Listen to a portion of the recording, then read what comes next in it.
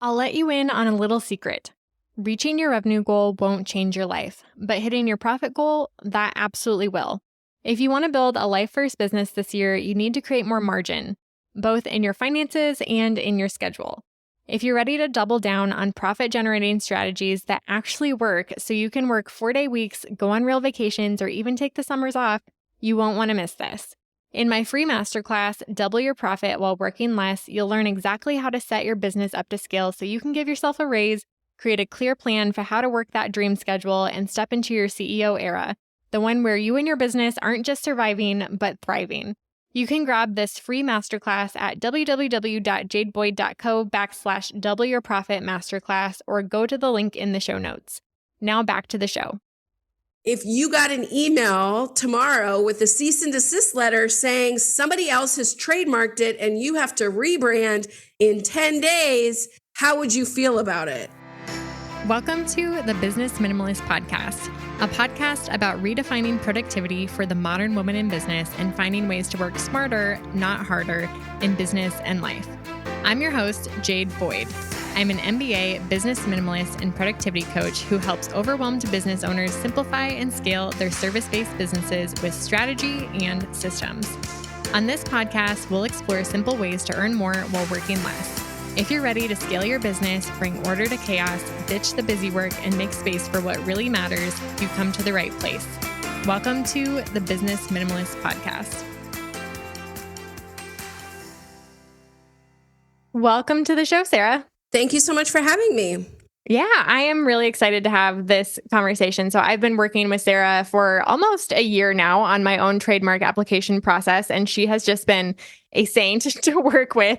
And we'll get into that and my experience with a previous trademark lawyer later in the episode. But why don't we just start off, for those who don't know you, just tell us a little bit more about who you are, what you do, and kind of how you got to where you are today, because the legal industry and going to law school and then the profession and the business that you have today are very different. So I would love to know how that story unfolded. Yeah, absolutely. I'll try to keep it semi-short. So I'm Sarah Waldbuesser. I'm an attorney and founder of Destination Legal, and I help online business owners and coaches legally protect their businesses. And the way that we do that is really through two different avenues. One is we have a template shop where we sell downloadable do-it-yourself. And then the other side is offering done for you registered trademarks, which I know we're going to touch on a little bit of both. I've been doing this for almost 8 years now. When I first started Destination Legal, the idea of an online legal anything was very new. It was very, very new. There weren't a lot of attorneys doing this. Now there are a lot of attorneys doing this, but it was kind of a new field because a lot of attorneys were scared to work online and how do you do this and what about states and all that kind of stuff. So it was a lot of figuring things out, but it kind of happened gradually because I didn't like being a lawyer. I was a lawyer at a firm in Washington, D.C. And, within 6 months of being there, when I was 25, after having gone to law school and taken the bar exam, I knew I didn't want to be a lawyer. I didn't want to be a partner. I didn't want to sit in a corner office. I didn't want to work 80-hour weeks. Like, it was just never my jam to be a workaholic like that. And so I stuck it out for 2 years there, but I was looking for other things to do. And I wanted something that was going to be inspiring. I wanted to help people. I ended up going back to school for my master's in public health and doing international legal work in the global health field. It's very random, not worth diving into. But for a moment, I thought it was my dream job because I got to travel. I got to travel to Africa and Asia and the Middle East and, see all these amazing places. But really, I was doing that for maybe 2 months of the year. And the other 10 months, I was writing reports for the government that nobody ever read. I worked at a think tank, I worked at a university, and I was just miserable. And about 10 years ago, I was Googling travel while you work. I have a huge passion for travel. I just wanted flexibility. So I was like, well, I could be a travel agent. What else is there? And I found a podcast that these two guys had started. This was back in 2012 or so, and they were living in Bali and running e-commerce stores from their laptops. And I was like, wow, you can run a business from your computer and live anywhere? Like, what is this thing called a digital nomad? Sign me up. So I used to listen to this podcast to and from my walking in Washington, D.C. every day, to and from work. And a few months into it, they offered a 2-week course in an island in the Philippines where they were going to teach you how to run an online business. So I was like, done, sold, quit my job. I cashed in my 401k, and a month later, I was on an island in the Philippines. And my first business was called The Bootstrap Lawyer. And it was very different from what I do today. I didn't know what I was doing. As I said, like nobody was doing this. There weren't models. There weren't really people to look at. So it didn't last long. It lasted maybe 4 to 6 months. And that started sort of a 2-year journey, which eventually ended in Destination Legal, but included consulting and starting an e-commerce store. And, I did become a digital nomad, and I was living in Thailand and Vietnam and in Europe. And I kept meeting all these other business owners that kept asking me for legal help, and they wanted a contract and a privacy policy. And Sarah, what do I do? Can you look at this? And eventually I landed back in the US and stumbled upon the coaching world. I thought for a hot second I might want to be a health coach. I had gotten a life coach, and I found this whole world. And it was through that and through my own group coaching programs where people, again, just kept asking me for help. And so even though at the very beginning, I tried to kind of have a business that was both business coaching and legal, everyone just wanted legal. So, it wasn't really working trying to do both. And I had a very, very much like, ish or get off the pot. I don't know if we can curse on here, but it was ish or get off the pot. And, my dad was like, you need to start sending resumes to law firms. I was like living in Chicago. I had to ask them to help pay money for rent. And so I was like, okay, you know what? I'm just going to try this legal thing. Let's give it a shot. Like I know it's needed. I know I can help, and let's just try it. And so within a month, I had sold like 4,000 to 5,000 and like legal templates and stuff. And it was just that was the beginning, and it was the universe kind of showing me that you were doing the right thing. And so that was the beginning of Destination Legal, and here we are today. Wow. I never heard like that full story. I feel like I got a little bit of your story from your website and from following you for a while, but that is so relatable, I think, for so many entrepreneurs, because the number of women burning out right now is at an all-time high, like within owning your own business or within a traditional career. So a lot of people can resonate with that. I hate what I'm doing, but I've invested so much time and money either building the career or building the business. And I've been in that place myself. And I loved how you explained that it's not like, oh, I woke up one day and then realized this was my real calling and then I changed everything, but it's messy. Like there's a lot of different tiny things along the way. It is. And for those, other service providers or, like accountants and people that may have quote unquote, like boring skill sets and boring jobs, like I promise you, I don't love talking about privacy policies. I don't love,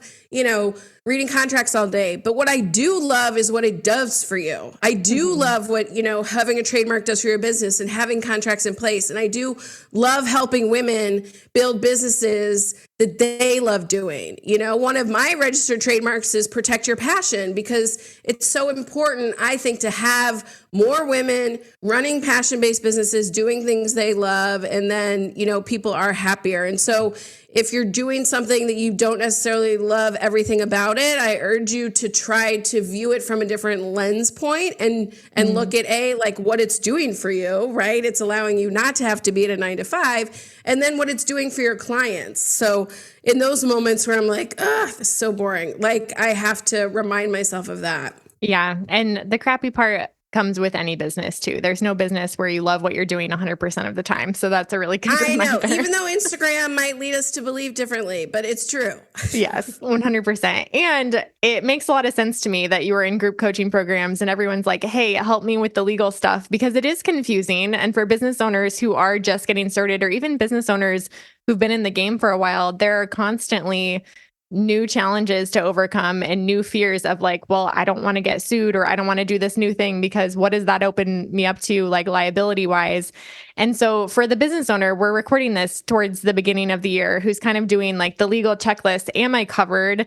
Am I operating my business above board, or are there things that I need to be like thinking about or doing? Could you give us just like a basic checklist of the top 3 to 5 things that you would suggest for any business owner to kind of cover their bases? Yeah, absolutely. So number one, first thing, this is before you think about being an LLC, before you think about your website, like the first thing is always a one-on-one contract. If you're doing coaching, consulting, web design, any kind of services, the most important legal protection is a solid contract. So that's always number one. You want that on day one. You want that on day zero, right? Before you start even taking money. So that's definitely the most important piece. Can we pause right there? Because even with a contract, if you have one, are there certain things that business owners need to have in place? Personally, it's my pet peeve when somebody emails like a PDF to sign, or if there's only, you have the contract, but only one party is signing it and your client is and you're not. Like I've encountered all of these situations in my own business of like, I don't feel really great about the way that we're operating and signing the contract, even though it exists. So can you speak to like the process of that as well? Yeah, for sure. Someone can send you a PDF and you sign it. It's okay. That's old, right? It's almost like mailing you a contract, right? Today we have, Dropbox Sign and DocuSign, and we have customer management things like Dipsato and Satori, which allow you to sign, within the platform. So you are correct. It's important that both parties sign it. It doesn't have to be, on the same day. It'll become effective on the date of the last person signing it. There are specific things that need to be in every contract. And, I've seen hundreds, right, over the past years. People come to me, well, this is what I've been using. This is what my coach gave me. This is what my coaching program gave me. And they're all not great, right? And so, you might have like a one pager, but there's no jurisdiction, there's no dispute resolution. There's certain clauses that just need to be in every contract that if you're Googling it or asking ChatGPT, you're not going to know that, right? You don't know what you don't know. And so, making sure that it includes the terms of your package and how you're getting paid, when you're getting paid, what happens if you don't get paid, if there's deliverable dates, things like that. You can never be too specific within that. And then there's intellectual property clauses and disclaimers. And, there's just a lot of different pieces that it's one of those things where you shouldn't try to put it together. Because as I said, you're not going to know what's in there. And I've seen contracts that have conflicting information and all of that. So, if you look at it and it looks questionable, then, you use your own contract, or you can always go back with changes. A question I've gotten in the past is just don't sign two contracts. So if you have a contract and they have a contract, you're like, let's just sign both. You don't want to do that because the last one signed nullifies the first one, and that's the one that's going to be effective. Interesting. Okay, so have a contract written by a real lawyer who knows your industry. Yes. Exactly. And it's so much easier than it was 10 years ago, right? Because there are virtual template shops, online attorneys that know the coaching industry and the service provider industry. They know online business. They know what should be in there. It's a couple $100. This isn't like you need to go to an old man, law firm and pay $5,000 for a contract. It's not like that anymore. You can spend a couple hundred and know that you're secure. And that really is valuable. And, I'm sure like having these things in your business makes you feel more empowered and more confident.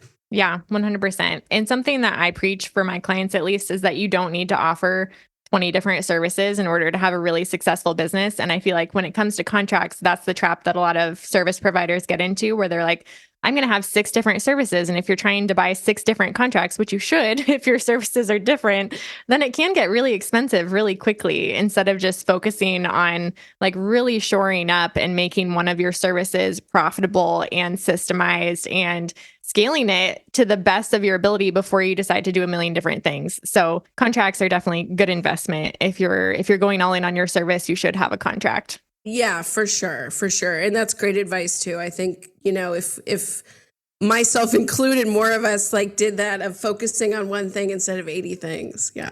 Okay. So contracts, what's next? Yeah. So contracts. So that's first foremost. Next, legal is a toolbox that as your business grows, you will just add things into it. So typically starting off your contract, and then if you have a website, It's funny because it used to be everyone had a website, and now not everyone does. I don't know if we're going to see that go back to everyone does, but if you are collecting emails, if you have a blog, a newsletter, anything like that, there are certain web policies that you need to have in place, including a privacy policy, which is legally required in the US, in the UK, Canada, Australia, most countries. It needs to be on every page of your website and any landing pages where you're collecting emails. So even if you don't have a full website and you're just like using a funnel, you still need a privacy policy. And then website terms and disclaimers protect you anytime you're putting out information on the internet, even if it's just a blog post or, a helpful checklist, you are opening yourself up to some liability. So website terms and disclaimers help you there. And then after that, it really depends on what you're offering. So if you're growing and scaling and you have an online course or a membership or group program, you want to make sure to have terms of purchase in place. This is different than a one-on-one contract, which is typically signed electronically. Terms of purchase are just agreed to at checkout, right? By clicking here, you agree to our terms of purchase. We all do it all the time. So those are really important to protect your sales, again, protect you from liability. And then after that, if you're hiring contractors, you want to make sure to have, a contractor agreement. If you're hosting a retreat, you need a retreat agreement. If you're building a brand, you need a trademark, which we'll dive into. I get a question a lot of like, well, when do I incorporate? When do I need to think about an LLC? And it is important to do that. It doesn't need to be day one. Typically, within the first 6 months to a year, once you know your business is viable and you're going for it, go ahead and incorporate. It's helpful, legal protection. It separates your business assets from your personal assets.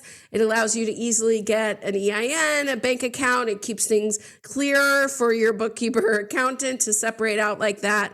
And it just looks a little bit more legit when when someone sees your contract with, LLC behind it or Inc. or something like that. Mm-hmm. But it doesn't, I know that LLC, it scares people, it stops them from moving forward, and it doesn't need to. And it's something that you don't even need a lawyer for. You can do it yourself. You can Google Secretary of State, where you are, LLC, and it walks you through it. So it's not as difficult as you might think. Yeah, I know it varies state to state, but the process in Iowa, at least, it took me less than an hour to do everything that you need to become an LLC. You have to wait for it to be approved, but it is very simple. And for the templates, for filing an LLC, I'm sure different states have different requirements, but I had to write an operating agreement. Are there templates for things like that either you or other people have too? Yeah, there are. It actually, we have just I think it's $27, a product called Happy Hour Your LLC, which nice. Walks you through. And then you can also get an operating agreement there. Not all states require that. Most states are fairly simple. I would say the most difficult is in New York, because you have to do some archaic publishing that you're starting a business and all of that. So I would say New York is the only state that you might want to reach out to an attorney just to make sure. But all the other states are fairly straightforward. Gotcha. Yeah, I was lucky enough when I started my business. I just had a good friend locally who was a lawyer and helped me get the template, which was very, very simple. So I assumed there would be templates, but I'm sure, like I said, every state is a little different, which makes it a little bit more challenging. But that I feel like is a very easy checklist, especially since all of those things are templates that are literally just copied and pasted. Yeah. A good rule of thumb is in your business, whenever you're paying money or getting money, you want something in writing. So, other things as you grow may or may not be relevant, but if you have an affiliate program, if you're entering a partnership, all of those things need some sort of contract. So a good rule of thumb, again, is just anytime you are paying someone or being paid, you want to make sure to have some sort of term or contract in place. Perfect. And we touched on trademarks, but that's kind of where we're going to land today, because for a lot of service providers, that is the big question. Who needs a trademark? Should I be thinking about this? And how do I protect myself and my brand if they're building out some sort of signature program or their business name is really important to their brand? Let's just start with what is a trademark? And I think it's confused with copyright often. So can we differentiate what is what and what are we even talking about today? Yeah, absolutely. So trademark and copyright are two types of IP, intellectual property. The third type is our patents, which we're not even going to mention because they're not relevant to us. Copyright, a good way to remember, copyright is for content. So C and C. Copyright protects your content. So anything you're writing, creating, so whether it's an ebook, an online course, photographs, art, music, movies, jewelry, like any sort of thing that you're creating into a fixed form and putting out there is protected by copyright. And copyright law is automatic. So just by putting out a blog post, by publishing an ebook, by taking a picture, you own it. Nobody else can use it, sell it, take it without your permission. Now, people do, right? The internet's the wild, wild west. It happens. They're not supposed to, but it does happen. And so when that happens, you have a couple of options. As the owner of that copyright, you can send a cease and desist letter. Now, this really has to be word for word. So there are no new ideas. If you're like, well, I posted, the 4 things how to build an online business, and they posted the 3 things how to build an online business, and they were the same as my 4, right? That's not going to fly. It has to be word for word. But if you send a cease and desist, you can always reach out to the domain host and say this person, is committing copyright infringement. Usually that will work. And then there's one step that you can really take, which is if you register your copyright with the government, you can sue for copyright infringement. And so if it's automatic that you would get paid if you can show someone took it. It doesn't even have to be intentional. And so if you posted a blog post and someone else just took it and put together a bunch of blog posts by different people, like you could still sue them for that and get some money back. And so, registering copyright isn't that difficult, but their system is so old, it's not always necessary. And so I would only think about it if you do have like something that like you really want to protect and that you would go after someone if they took it. You're probably not going to go after someone for just like stealing your social media post. Right. So that's copyright. Again, you have to weigh like how important it is to me. What is it? What am I going to go through to really think about that? But it's also, you need to be aware as a business owner, if you're using content, things like that, there are rules around social media.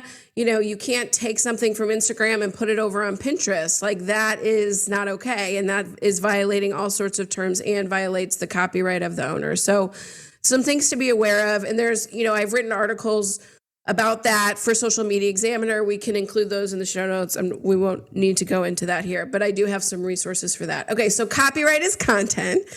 And then trademarks are a way to protect names, slogans, logos, basically names of things in your brand. So the name of your business, the name of your signature course, the name of your consulting services, any product you're selling. The main thing about a trademark is that you have to be selling goods or services or be able to. So like you certainly can trademark the name of a podcast. If you just have a blog, you can trademark it because you can still monetize those things. So the trademark office views that as good to go. And so they were created so that consumers would know the difference between who's selling what. So if I'm walking down the street in a cup with, a green mermaid on it, that I was at Starbucks. If Dunkin' Donuts all of a sudden had a white cup with a green circle with a shark on it,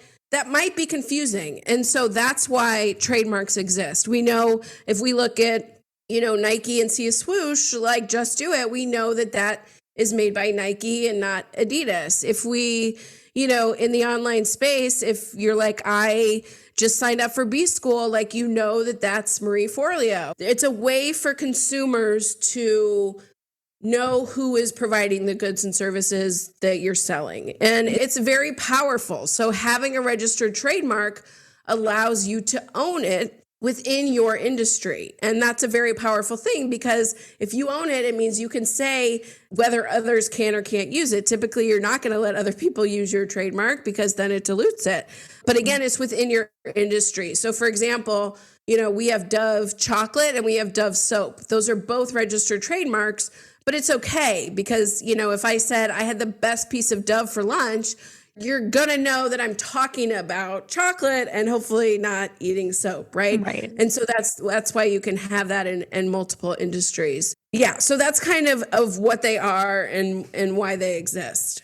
And I just want to point out, trademarks are really, really valuable. And I did not notice that until I was in grad school. And even looking at the balance sheets for some of those larger companies, like the trademark registration, the brand asset for the Nike logo, it is on their sheets for millions upon millions of dollars. I don't know what it's worth today, but for small business owners too, like these are very valuable assets to have in your business because you do truly own it.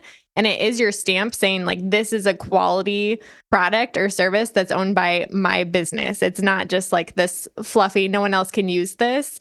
I like thinking of it as that because it, especially if you have a signature program or a signature course, like you said, it is that stamp saying like this one is the real deal. And that's why it's worth so much. It's not a knockoff. Absolutely. And again, you said it, like if you're ever thinking about selling your business, like having a trademark is a really important thing to have. And I mean, look at Meta. They just bought their trademark for like $33 million or something from the person that owned it. And especially for e-commerce or Amazon brands or things like that, like if you are looking to sell your business, having a trademark is almost required. And so as service providers, if you have a course, if you have a program, if you ever think about selling at some point, like it's almost non-negotiable to own your brand.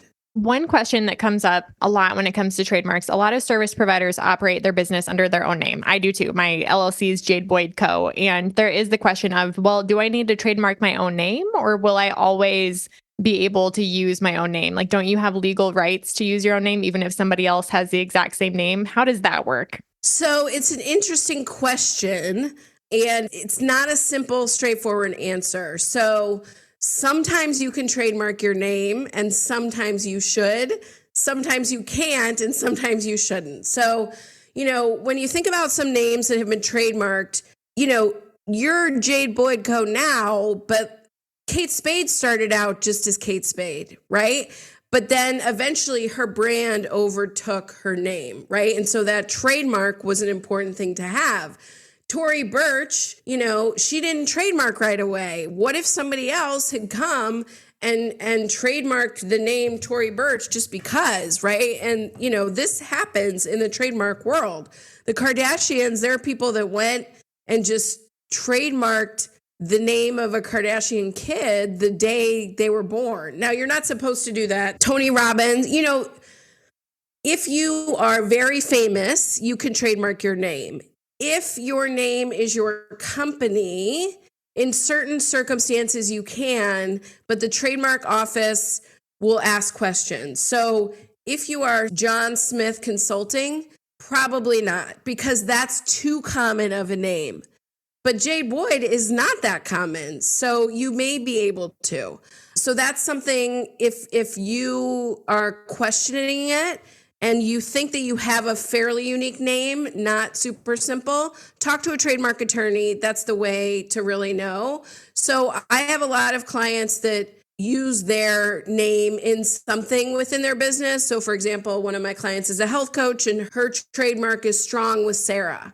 And so when you do that, you have to submit paperwork that this is actually a real person. I'm using my name and I'm okay with that. I have other clients that this is the program with the person's name. And that can also be a way to actually distinguish it and get it through. So it really isn't a black and white answer. Trademark law in general is fairly gray because the United States Patent and Trademark Office is made up of individual examining attorneys. They all have their own opinions on things. And one attorney says this and another says that. And so for that type of question, it really depends on how unique your name is and how you envision. This is for any, I always get the question of how do I know if it's time to trademark? What should I trademark? It's how do you envision your brand in 5 or 10 years? If, Jade Boyd Co. now has 50 employees, like that will be a valuable trademark to have because at some point you might step away and someone else is running that company, right? But if you are just Jade Boyd Co. and you only plan to maybe bring on one other employee, then maybe not. And so you want to think about, how important is this to my brand in 5 or 10 years? Do I see myself still wanting to use this name? And do I want to own this name? You might think, I don't really want to grow Jade Boyd Co., but I also don't want anyone else to, right? Maybe there is another person out there with my name. And so it can be a protection thing just to make sure that you own it. But I think of trademarking it's almost more of an emotional thing than a logic thing. So, if you're thinking about your company or your signature program or your podcast, like think about that name now. And if you got an email tomorrow with a cease and desist letter saying somebody else has trademarked it and you have to rebrand in 10 days, how would you feel about it? Mm-hmm. And so if you get the gut punch, this is the gut punch test. If you get a gut punch, then it's time to trademark. If you're like, oh, it's not that important, it's not a big deal, then maybe not. And so it's just thinking about, what time, money, and resources have you put into it so far? What do you plan to put into it? Because what you really don't want to do is build a house on land that you don't own. And if you're building a business and you don't have the trademark, then you don't own that land and someone else can take it from you at any time. So what I'm hearing is that it's extremely unlikely that someone might send me a cease and desist saying, I've trademarked Jade Boyd Co. and you can't use it anymore. But it is a possibility that I would not be able to use my own name for my business if they were to trademark under business coaching or whatever industry. Correct. Which is crazy to me. It's just bizarre. Yes. But I think that's a really important thing you mentioned branding and like investing in your branding. And what if you had to rebrand in 10 days for the business owner who is planning to invest, $5,000 to $10,000 hiring a graphic designer, make sure you own your name because that is a big investment and you want to be able to protect it. I have clients, this happens all the time. I have a current client that is so gung-ho. They're about to launch. They paid $1,000 for the domain name. They have the web, they're ready to go. And now it's time to trademark. And they literally can't. Sometimes we can push it and risk it, but their name is the exact trademark of another name. And so we can't do that. So now they have to go back and redo all this. And that has happened numerous times. And, it should be one of the first things you think about. And even if you're not going to trademark tomorrow, at least make sure it's available and that you can. Because what you don't want is to start a business with the name of a trademark that is already owned, because then you can get, a trademark infringement lawsuit and all of that stuff. And I'll make sure we link to that too. So for any business owner who hasn't looked up your trademark, I'll make sure it's very easy. I was just going to say, first Google it, just see who's using it, look on social media, just see what's out there. And then there is a search engine on the USPTO website that is easy to just see, are there pending or registered trademarks similar or the same as to that name? Perfect. And so for the business owner who's now thinking, oh man, I need to file a trademark, can you talk a little bit about the application process? Because it's quite long. And so just chatting through what that process actually looks like and what the checkpoints and milestones are along the way. Yeah, absolutely. It is a long process that has been longer since COVID. So during COVID, they saw a huge spike of trademarks because more people were starting their own businesses. And my guess is also a few attorneys left USPTO. Maybe they haven't replaced them. But either way, I used to be able to tell clients it would take 6 to 12 months. And now I'm 12 to 18 months. It takes a year on a good day, right? We didn't have huge issues with you and it's still taking a year. And that's because it could take 6 to 9 months for your application to even get reviewed by an attorney. But the good news is the date of filing your application, your legal protection starts. So if I file mine tomorrow and you file yours in 2 weeks and they're similar, USPTO won't even look at yours until they've gone through mine. So that date of filing does kind of start some legal protection. And the steps are, you submit the application, there's a specimen involved, there's different things involved in that. And then, eventually 6 to 9 months in, the examining attorney reviews it. And, then several scenarios. There could be no issues. And it goes on to the last step, which is publication, where it's posted for 30 days and gives the public a chance to comment or oppose it. Basically, that's the trademark office saying, hey, we don't see any issues with this, but the public might. And there are companies that are monitoring trademarks and have issues with it. It's rare, but it does happen. And if there's no issues, then a couple weeks after that, you're final. But often you will get an office action, which means there is some issue with your application. And these are grouped into substantive and non-substantive. And so non-substantive means it's a quick issue. Maybe we need to change the class description. Maybe we need a different specimen. There could be something about how the application was filled out. Pretty easy. Then there's substantive issues, which are the trademark attorney thinks your mark conflicts with another one, that it's too likely to cause confusion among consumers, that it's too descriptive or generic. And so those are all things that require a legal response, case law, legal arguments, that you absolutely need an attorney to respond to. But that's not, you can still win. And actually just today, I've been working on this trademark for 2 years. We got an office action and we didn't win. And so then they issue a final, which is like, okay, you get one more shot at this. And I did. And then we won that one. And so now it went through. And so a lot of people that try this on their own or don't have great attorneys, they just give up. Whereas sometimes you can convince the attorney that they're wrong and that this should be allowed to be registered. So a lot of different things can happen, but those are kind of the steps. But, if you're in this process now and you're like, this is taking forever, that's pretty normal. Yeah. And speaking to that, so just sharing my story and hiring and working with 2 different attorneys, as somebody who loves control, there's so much in the trademark application process that you just cannot control, but you can control who you hire and who you have work on your trademark, which from personal experience, it makes a huge difference. And I hired you about 6 months after having a different lawyer file my first trademark, someone who did not specialize in trademark law and was actually working with another business owner. You said it's common for business owners to give up.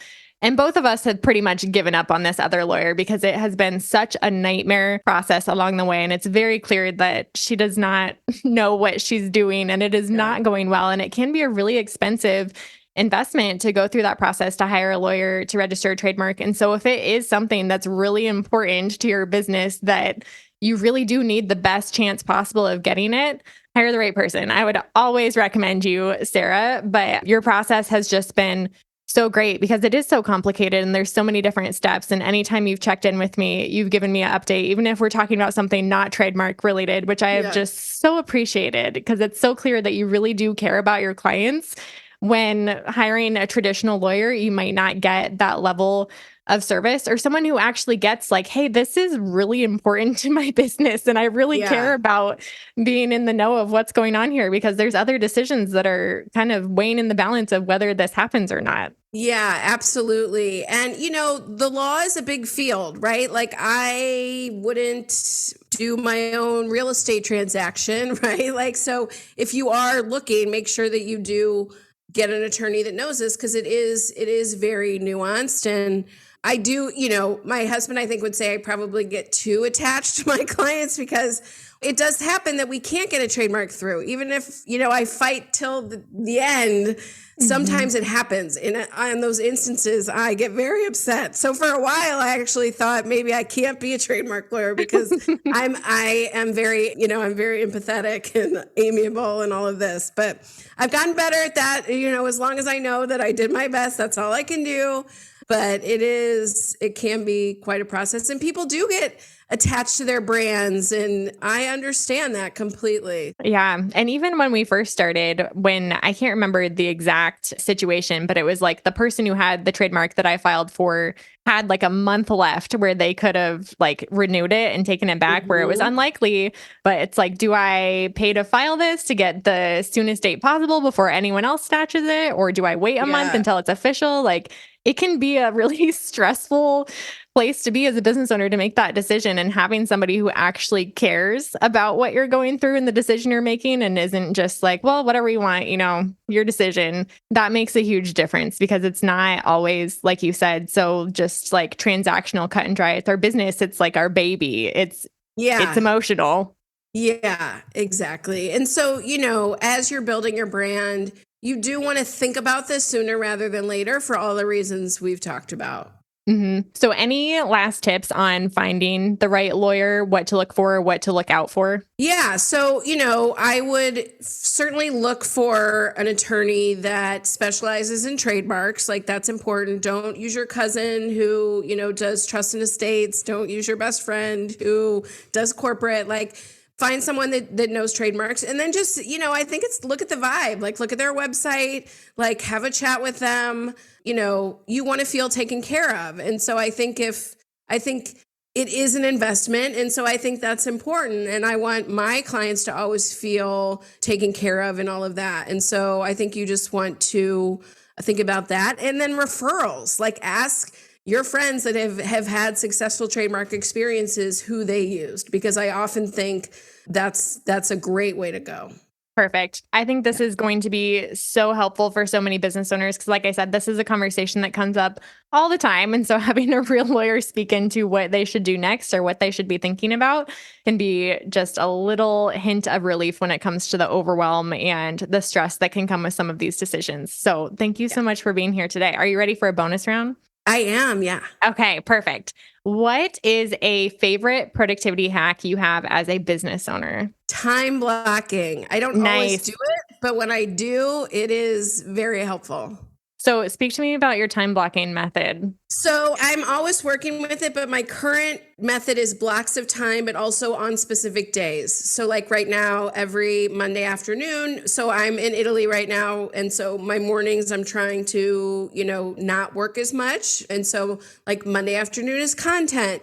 Tuesday afternoon is like sales and marketing. Wednesday afternoon is client services. Thursday afternoon is, projects and admin. And so trying to stay focused like that, I have found really helpful. Otherwise, I'm doing client work every day and I'm doing content every day. And then it's not as productive. Yep, for sure. I am a huge fan of time blocking.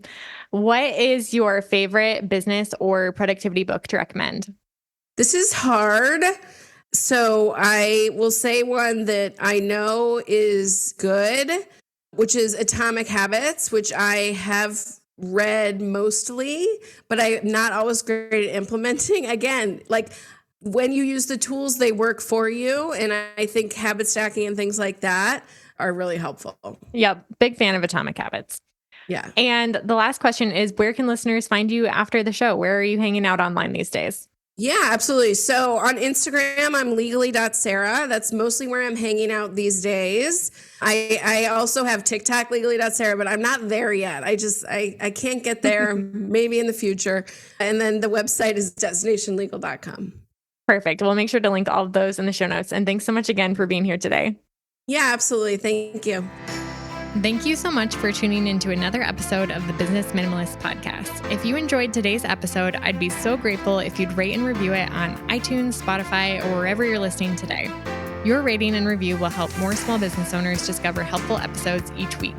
And don't forget to check out the show notes for the tools and resources mentioned in today's episode, because good ideas don't grow businesses, action does. And if you want more business minimalist tips and resources, head on over to Instagram and follow me at jadeboyd.co. I'd love to hear what you took away from today's episode. I'll see you next time on the Business Minimalist Podcast.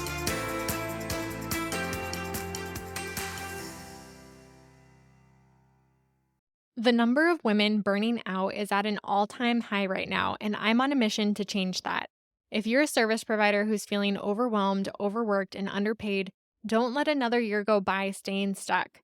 The Business Edit is a 12-month group coaching program that helps you declutter your business from top to bottom so that you can have shorter to-do lists, a clear strategy to scale, and know exactly what to focus on each week to drive results in your business. You'll end the year with the business that you've been dreaming of building, one that gives you your life back and pays you more than you ever made before. In the program, you'll follow my signature 5-step method for scaling your service-based business. You'll get business minimalist strategy, marketing, systems, and productivity roadmaps that are simple to understand and easy to implement. Plus, 12 months of customized one-on-one coaching to help you every step of the way. Join me inside the Business Edit at www.jadeboyd.co/coaching and get my step-by-step blueprint with everything you need to build your dream business in 2024. Now back to the show.